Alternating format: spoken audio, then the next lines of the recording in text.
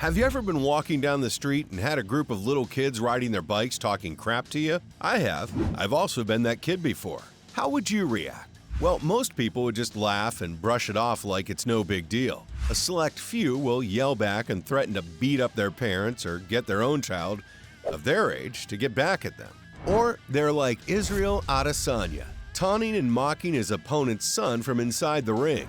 The 33-year-old mixed martial arts fighter fought Alex Pereira April 10, 2023 for the fourth time in their career. They had 2 previous fights in the kickboxing ring and 2 in MMA. Coming off an 0-3 record between the two fighters, Adesanya clinched his first win by knockout in the second round.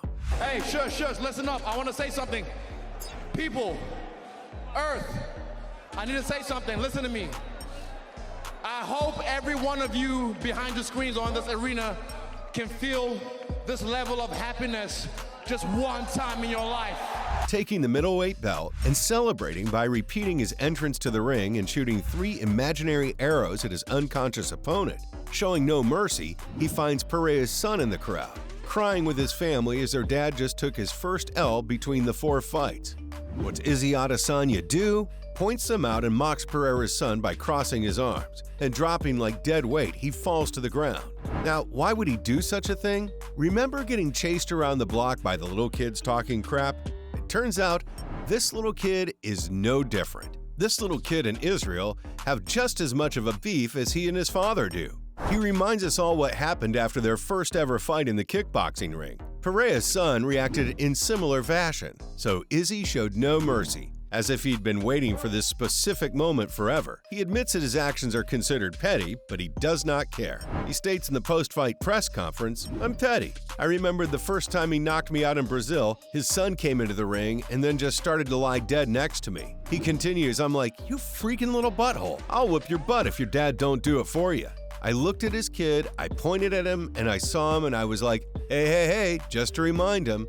Petty, bro. I remember. So the first time he knocked me out in Brazil, his son came into the ring and then started to just lie dead next to me. And I'm like, I'll whoop your ass if your dad don't do it for you.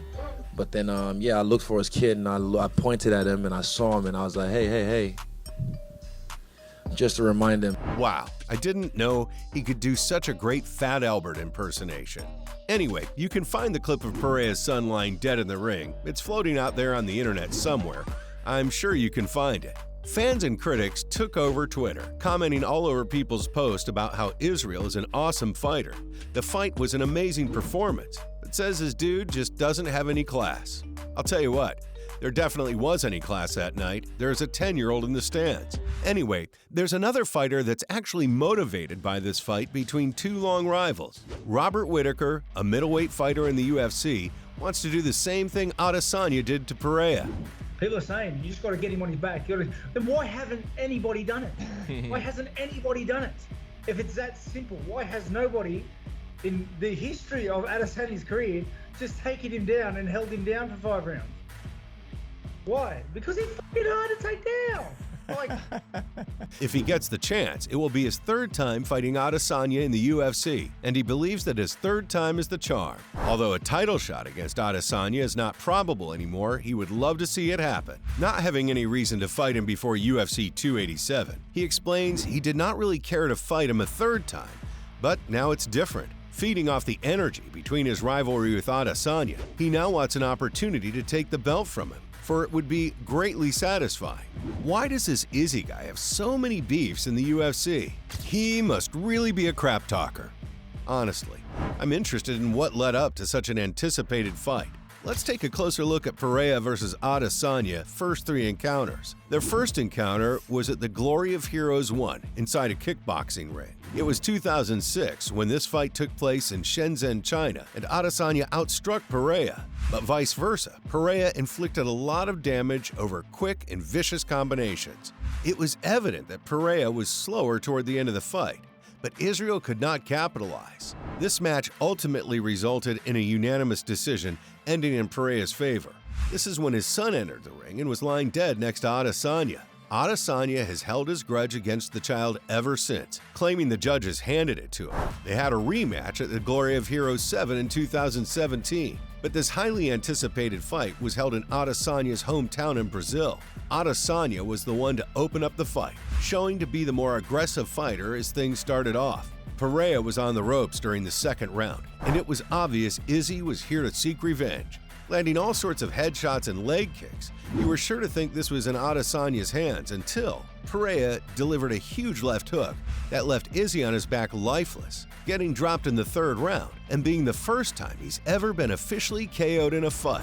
After all said and done, Israel runs out of the kickboxing style of fighting and joins the UFC in 2018. He was matched up against another middleweight fighter named Robert Whittaker in 2019, where he took his title and became middleweight champion. Say less. Here comes Pereira. In 2021, he joined the UFC and stalked his prey, wanting to win the middleweight title off Israel.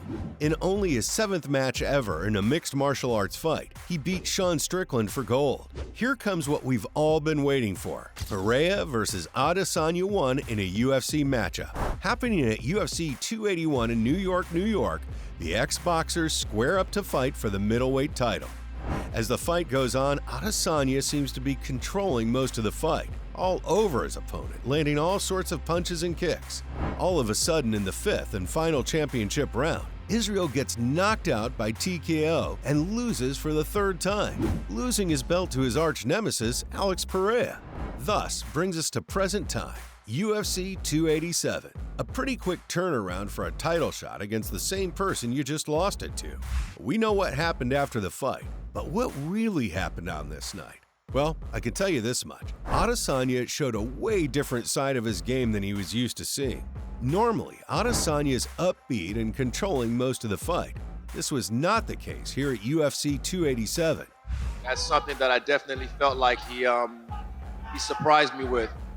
But Saturday night, time for talking is done. I'm going to show him my fighting spirit. Pereira was in fact the one with a little rhythm for the first round or so, and was the one moving forward in each encounter.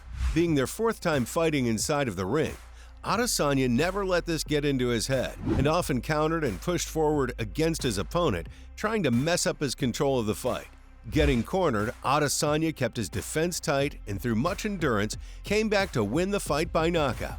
Many people are wondering if a second rematch will be held in the UFC. Many people believe it will once again be a great fight. Over 2 combat disciplines, Pereira is 3-1. The way this longtime rivalry's been going on, it is no question he deserves a 3rd fight in the UFC. Whether it may be Robert Whittaker or Alex Pereira in the next fight against Adesanya, I think there's a rematch that we all really want. And that's a matchup between Izzy and the 10-year-old. Remember, kids, no matter what age you are, if you talk crap, you'll receive it in return.